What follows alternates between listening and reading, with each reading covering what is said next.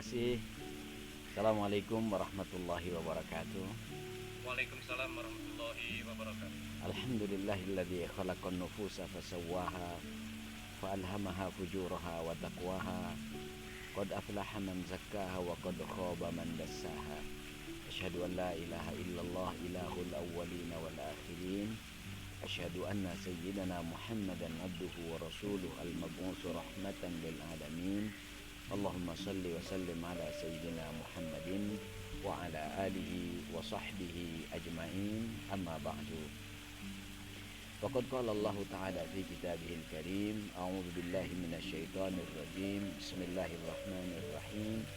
Laqad kana lakum fi rasulillahi uswatun hasanah liman kana yarjullaha wal yawmal akhir wa dzakarallaha katsira. Shadaqallahul azim. Bapak, Ibu, dan saudara-saudara sekalian yang saya cintai, wabil khusus para pengurus PPME Al-Ikhlas Amsterdam dan seluruh jamaah, baik yang hadir di Islamic Center maupun juga yang di rumah masing-masing, bahkan juga ada yang ikut dari Indonesia. Alhamdulillah, kita bersyukur kepada Allah Subhanahu wa Ta'ala pada malam hari ini di Indonesia dan siang hari di Amsterdam kita dipertemukan oleh Allah Subhanahu wa Ta'ala. Meskipun dalam sarana yang sangat terbatas, tapi keterbatasan itu tidak bisa menghalangi kecintaan kita kepada Rasulullah Shallallahu Alaihi Wasallam, kecintaan kita kepada manusia terbaik yang Allah ciptakan ke muka bumi ini.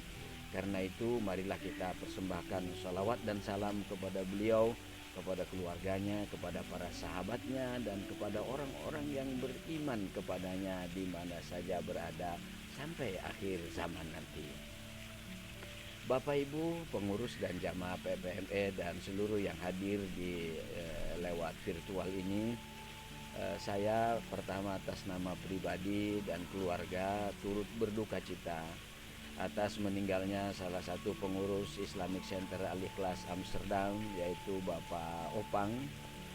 Mudah-mudahan kita sama-sama berdoa kepada Allah Subhanahu wa Ta'ala, Pak almarhum diterima seluruh amal solehnya, diampuni seluruh dosa-dosanya, keluarganya, Ibu Muti dan anak-anaknya diberikan kesabaran dan ketabahan.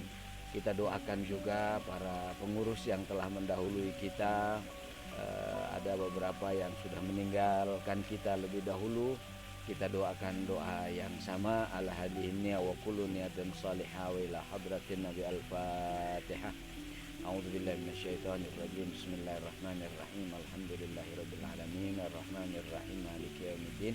Iyyaka na'budu wa iyyaka nasta'in. Ihdinas siratal mustaqim siratal ladzina an'amta 'alaihim ghairil maghdubi 'alaihim waladdallin. Amin ya rabbal alamin. Alhamdulillah, pada malam hari ini di Indonesia dan siang hari di Amsterdam, saya kembali dapat kehormatan untuk bisa silaturahim dengan jamaah PPME Amsterdam, juga dengan seluruh pengurus. Ini adalah satu kebahagiaan tersendiri buat saya, dan saya selalu berdoa mudah-mudahan Islamic Center Al-Ikhlas di Amsterdam ini terus selalu memancarkan cahaya ilahi, cahaya kedamaian, cahaya yang dapat menenteramkan hati, cahaya yang dapat menyejukkan perasaan dan jiwa, cahaya yang bisa mengantarkan kepada kebahagiaan dunia dan akhirat. Amin ya rabbal alamin. Bapak, Ibu, saudara-saudara sekalian, bulan ini adalah bulan Rabiul Awal, bulan dilahirkannya manusia hebat, bulan dilahirkannya Sayyidul Awwalin wal Akhirin, tuannya manusia dari awal sampai dengan akhir zaman nanti, yaitu Sayyidina Muhammad Sallallahu Alaihi Wasallam. Memperingati Maulid Nabi, ide pertama munculnya dari Sultan Salahuddin Al-Ayyubi. Saat umat Islam mengalami sedikit persoalan kemunduran, kemudian beliau ingin membangkitkan semangat, maka dibuatlah peringatan Maulid ini dengan cara bikin musabaqah atau perlombaan penulisan sejarah Rasulullah Shallallahu Alaihi Wasallam dalam bentuk sastra. Akhirnya ditampilkan semua ulama-ulama, para sastrawan menggubah tentang kehidupan Rasulullah SAW. Semua orang mendengar, alhamdulillah, dengan peringatan Maulid pada saat itu terjadi lompatan-lompatan kemajuan dalam umat Islam, baik dari sisi persatuannya maupun juga dari sisi kekokohan imannya, maupun juga dari sisi kekhusyuan ibadahnya kepada Allah Subhanahu wa taala. Dan sejak itulah terus peringatan Maulid itu dilakukan dalam konteks bagaimana kita semakin dekat dengan Rasulullah SAW. Yang dimaksud dengan semakin dekat dengan Rasulullah adalah kita semua semakin memahami tentang kehidupan Rasulullah SAW, semakin dekat dengan sirah Rasulullah SAW. Sirah artinya sejarah Rasulullah SAW. Dan ketika kita dekat, ketika kita memahami dengan baik dan benar manusia agung dan mulia ini, satu-satunya nabi yang nanti akan memberikan syafaatul uzma di hari kiamat atas izin Allah hanya Rasulullah SAW. Mudah-mudahan semua kita akan mendapat syafaat dari beliau. Manusia yang pertama akan diminta oleh Allah membuka pintu surga adalah Rasulullah Muhammad SAW. Mudah-mudahan semua kita masuk surga di belakang beliau dengan seluruh keterbatasan yang ada dari amal kita, tapi dengan rahmat Allah yang sangat luas, dengan kecintaan kita kepada Rasulullah SAW, kita termasuk orang-orang yang layak mendapatkan syafaat dari beliau. Amin ya rabbal alamin. Bapak-bapak, ibu-ibu dan saudara-saudara sekalian, Nabi Muhammad diturunkan ke dunia ini oleh Allah Subhanahu wa taala untuk memberikan contoh secara implementatif tentang risalah yang dibawanya. Risalah Islam, risalah yang membawa kedamaian, risalah yang membawa keselamatan, risalah yang membawa tentang kesejukan. Karena itu kalau ada orang mengatakan bahwa Islam itu adalah menakutkan, itu orang artinya tidak paham tentang Islam. Orang itu belum paham tentang Islam, atau orang itu terprovokasi oleh orang-orang yang tidak bertanggung jawab. Islam adalah diturunkan sebagai rahmat, bukan saja bagi manusia, tapi bagi rahmatan lil alamin. Allah berfirman dalam Al-Quran, wa ma arsalnaka illa rahmatan lil alamin. Makanya saya termasuk orang yang keberatan dengan apa yang disampaikan oleh Presiden Prancis, bahwa Islam ini adalah menakutkan, bahwa Islam ini adalah mengerikan, bahwa Islam ini membawa problem. Tidak, Islam ini membawa rahmat. Bayangkan, ketika kita ketemu saja simbolnya adalah Assalamualaikum warahmatullahi wabarakatuh. Semoga keselamatan, semoga perdamaian selalu Allah curahkan kepada kalian. Ajaran mana yang lebih indah ketika kita bertemu dengan sesama kita, kita bersenyum. Kata Rasulullah SAW, tabassumuka fi wajhi akhika sedekah. Senyummu kepada saudaramu adalah sedekah. Kemudian kita sampaikan pesan perdamaian, kita sampaikan pesan keselamatan, kita sampaikan pesan ketentraman. Ini adalah luar biasa yang harus dipahami oleh kita semua, yang harus kita sinarkan oleh kita semuanya, sehingga orang betul-betul memahami bahwa ajaran yang dibawa oleh Rasulullah SAW itu adalah betul-betul sebagai sebuah kedamaian, sebuah kenikmatan. Disinilah PR kita sebagai umat Islam untuk menampilkan Islam yang menyejukkan, Islam yang menenteramkan, Islam yang menenangkan, Islam yang membuat orang tertarik kepada kita, kepada Islam itu sendiri dengan penampilan kita. Karenanya Rasulullah SAW ini harus menjadi teladan bagi kita. Laqad kana lakum fi Rasulillahi uswatun hasanah. Telah ada pada diri Rasulullah bagi kalian semua umat Islam teladan yang baik. Apa yang harus kita teladani dari Rasulullah SAW? Minimal ada 3. Yang pertama adalah kita meneladani Rasul dari sisi akidah. Kita tahu ketika Rasulullah SAW diutus, pertama kali masyarakat di Mekah itu adalah banyak yang musyrik. Tauhidnya tidak bersih, tauhidnya tidak murni. Di sekeliling Ka'bah saja ada 350 berhala. Rasulullah secara bertahap tapi pasti, secara bertahan tapi jelas, dia tanamkan nilai-nilai akidah yang kokoh, yang kuat, yang bisa membangun karakter dan kepribadian sahabat Rasulullah SAW. Rasul tidak menghancurkan berhala yang ada di sekeliling Ka'bah itu. Padahal kalau Rasul mau dengan sahabatnya itu bisa. Bahkan Umar bin Khattab pernah mengusulkan ketika lagi sholat bersama Rasul di sekeliling Ka'bah. Umar bin Khattab mengatakan, siapa orang yang tidak tahu Umar bin Khattab? Jin saja malu ketemu Umar bin Khattab. Jin saja enggan ketemu dengan Umar bin Khattab ini. Beliau mengatakan, ya Rasulullah, bukankah kita ini berada dalam kebenaran? Kenapa kita sholat sementara di keliling yang kita hadapi di kiblat tidaan Ka'bah ini ada berhala-berhala? Kenapa kita tidak hancurkan berhala itu saja? Kata Rasulullah, tidak ya Umar. Percuma kita hancurkan berhala semua ini kalau dalam hati mereka belum hancur. Kalau dalam hati mereka belum tertanam akidah yang kuat. Tetapi kalau akidah kuat sudah kokoh merasuk dalam hati para umat manusia, itu akan hancur dengan sendirinya, akan ditinggalkan dengan sendirinya. Rasulullah Shallallahu Alaihi Wasallam dakwahnya tidak menghancurkan yang fisik-fisik ada di situ, tetapi dia sentuh masyarakat Quraisy Arab itu dengan sentuhan kolbu, dengan sentuhan hati, dengan sentuhan kesejukan. Maka mereka langsung takluk kepada ajaran yang dibawa oleh Rasulullah Shallallahu Alaihi Wasallam ini. Semakin hari semakin kokoh iman mereka. Begitu iman mereka kokoh dengan prinsip yang diajarkan oleh Rasulullah, yang tercermin dalam surat yang paling singkat tapi padat. Qul huwallahu ahad. Katakan, dialah Allah yang Maha Esa.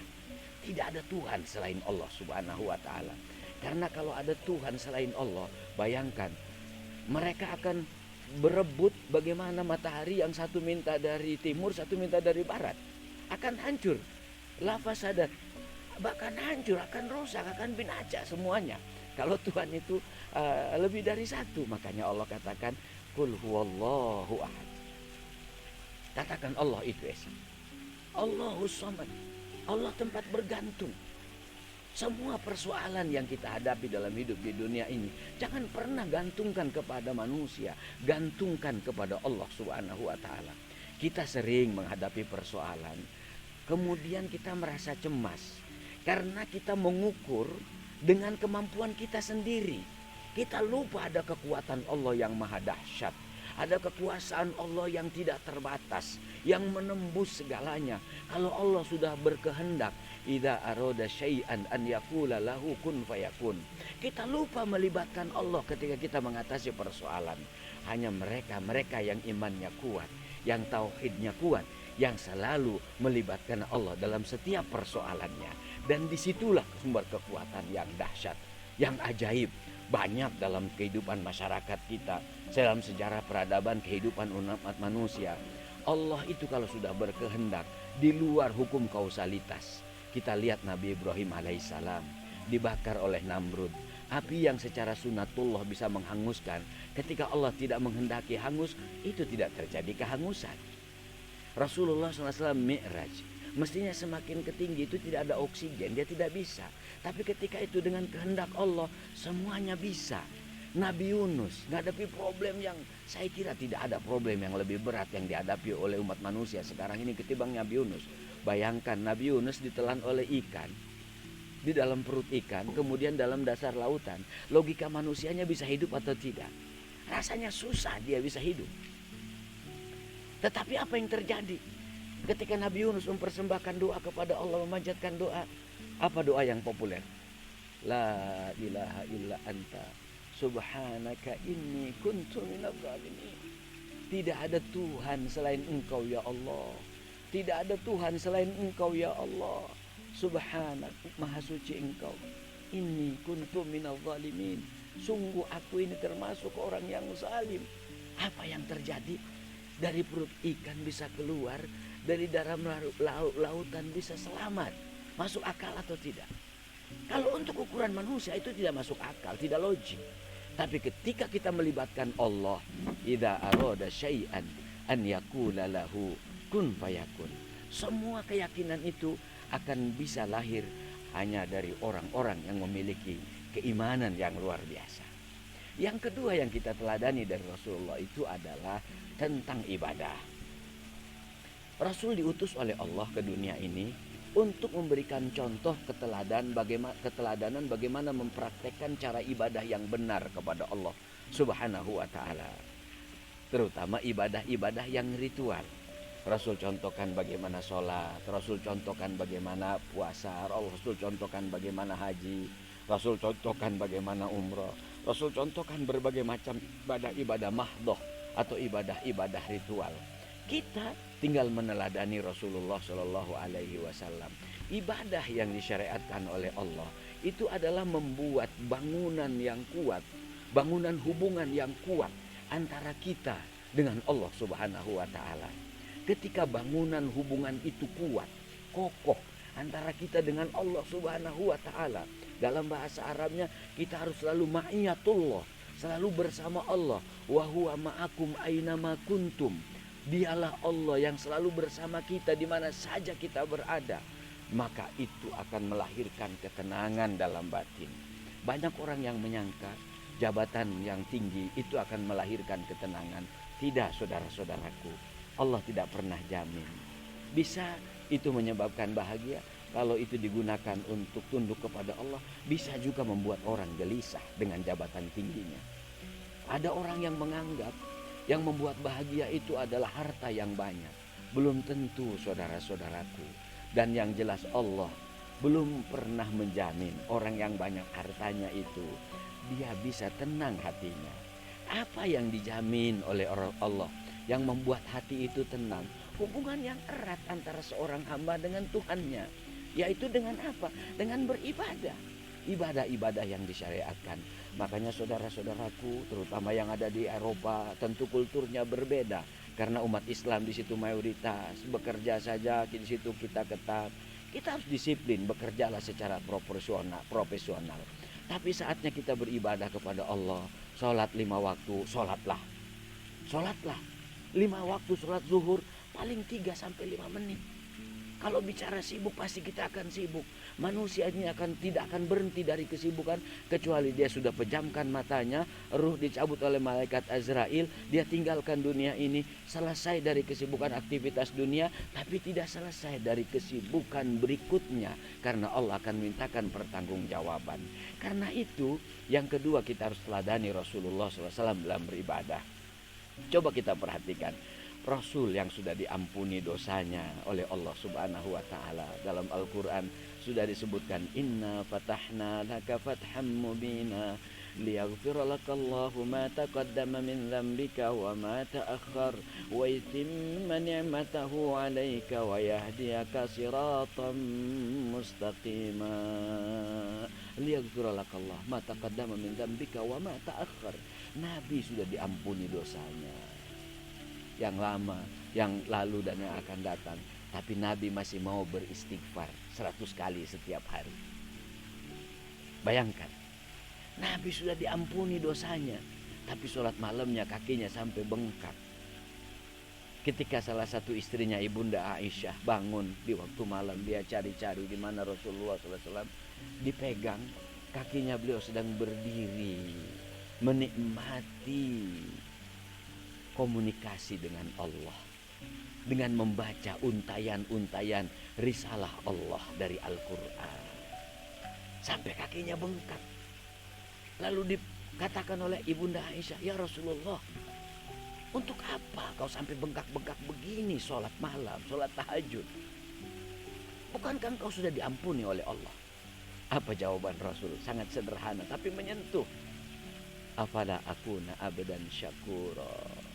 Tidakkah aku menjadi hamba yang bersyukur?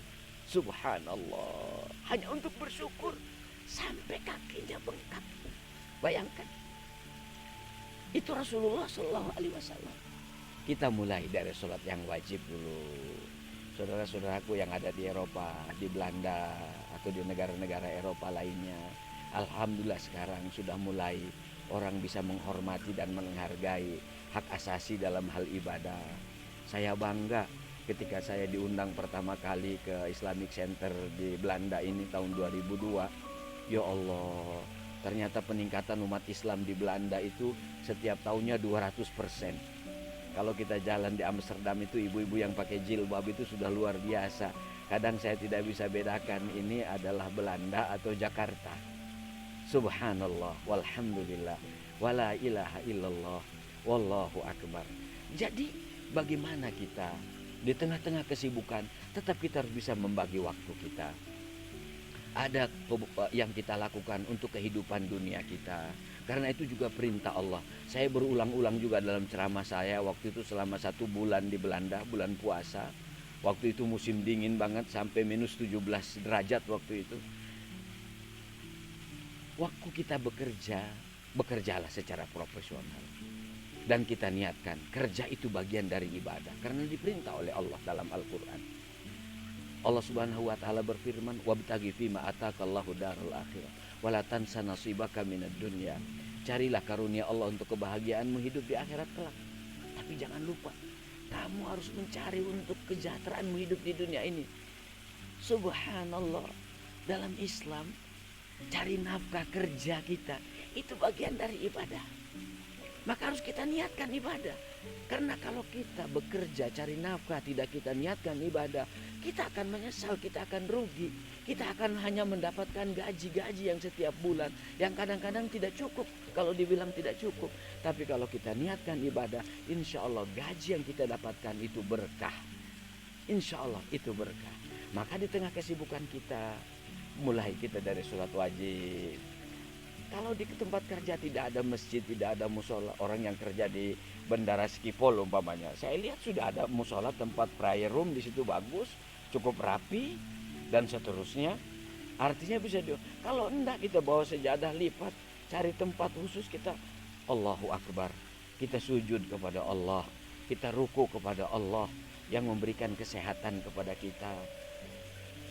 Coba bayangkan, sekarang ini Covid saja, Covid. Satu makhluk Allah saja yang halus, orang dibikin gempar, 200 negara heboh sekarang ini.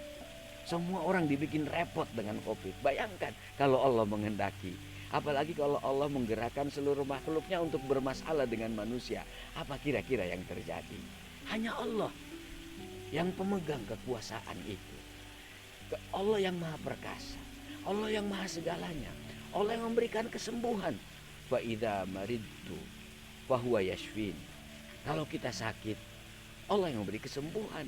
Kalau ada saudara-saudara kita yang positif Covid, nggak perlu cemas, nggak perlu panik, karena kecemasan itu akan memperparah kondisi kita. Kita yakin ada Allah Subhanahu wa Ta'ala. Kita bermunajat kepada Allah. Kita istirahat, ikuti sesuai anjuran teori kesehatan, protokol Covid kita jaga dan seterusnya. Insya Allah. Jadi kita cari kebahagiaan untuk hidup di dunia ini. Tetapi kita harus lebih banyak mencari secara proporsional untuk kebahagiaan kita hidup di akhirat kelak. Kenapa Allah sebutkan dalam ayat tadi itu hidup akhirat lebih dahulu? Karena hidup di akhirat itu kekal selama-lamanya.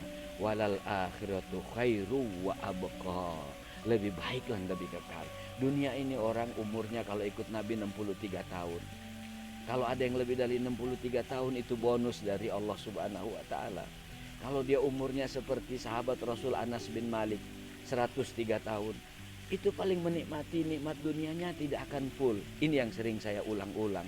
Tapi di akhirat nikmatnya full, nikmatnya kekal. Maka di samping atau meskipun kita sibuk, tetap kita harus bisa bagi waktu.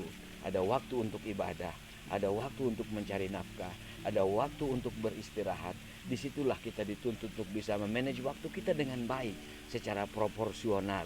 Kita harus bisa mengatur waktu kita dengan baik supaya hidup kita tertib, supaya hidup kita teratur.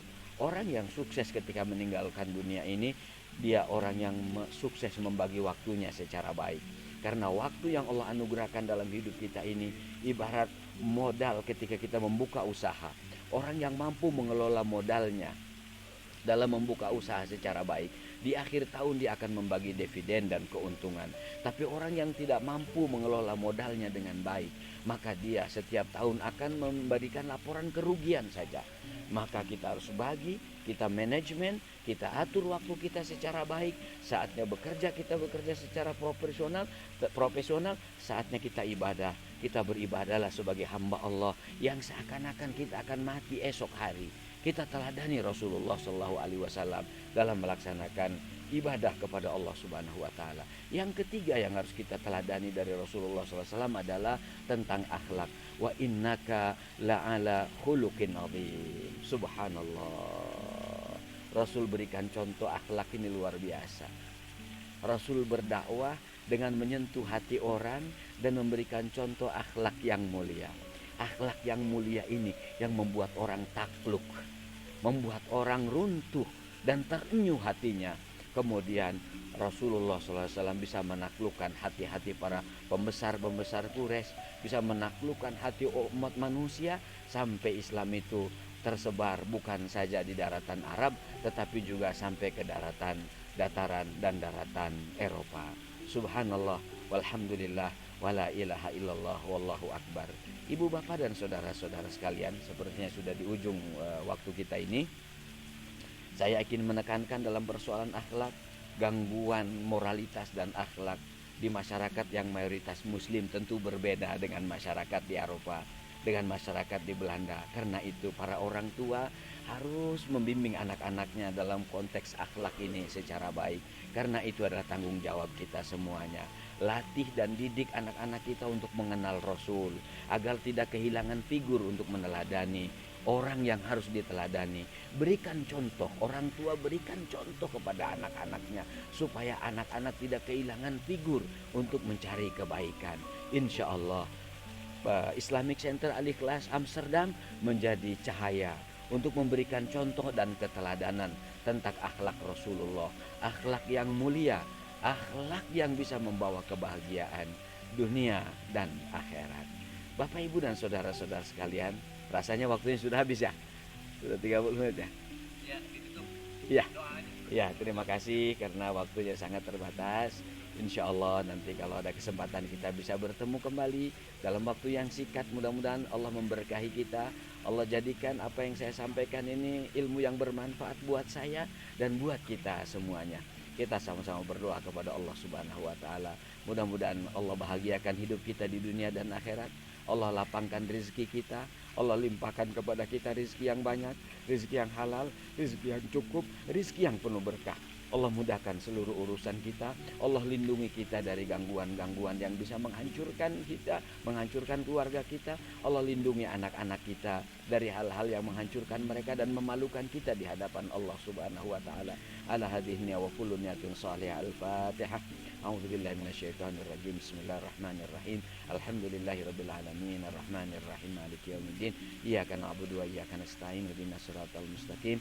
Shiratal ladzina an'amta 'alaihim ghairil maghdubi 'alaihim waladdallin. Allahumma inna nas'aluka ilman nafi'a wa 'amalan salihan mutaqabbala wa rizqan halalan tayyiban kafiyan katsiran mubaraka wa shifaa'an min kulli da'. Allahumma inna nas'aluka ilman nafi'a wa qalban khashi'an wa lisanan dzakira. Allahumma inna na'udzubika min ilmin la yanfa' wa du'ain la yasma' wa qalbin la yakhsha wa nafsin la tasba'. Rabbana hab lana min azwajina wa dhurriyyatina qurrata a'yun waj'alna lil muttaqina imama. Allahumma sallim wa ihfadna min kulli bala'id dunya wa 'adzabil akhirah. Allahumma sallim wa ihfadna min kulli su' wa min kulli syarr wa min kulli dhi syarr. Rabbana atina fid dunya hasanah wa fil akhirati hasanah wa qina adzabannar wa adkhilnal jannata ma'al abrar ya aziz ya ghafar ya rabbal alamin. Wa sallallahu ala sayyidina Muhammadin wa ala alihi wa sahbihi wasallam. Walhamdulillahirabbil alamin. Terima kasih semuanya. Mudah-mudahan apa yang saya sampaikan bermanfaat. Mohon maaf kalau ada hal-hal yang kurang berkenan. Insya Allah kita jumpa lagi pada kesempatan yang lain. Terima kasih sekali lagi. Wallahul muwaffiq ila aqwamit thoriq. Wassalamualaikum warahmatullahi wabarakatuh.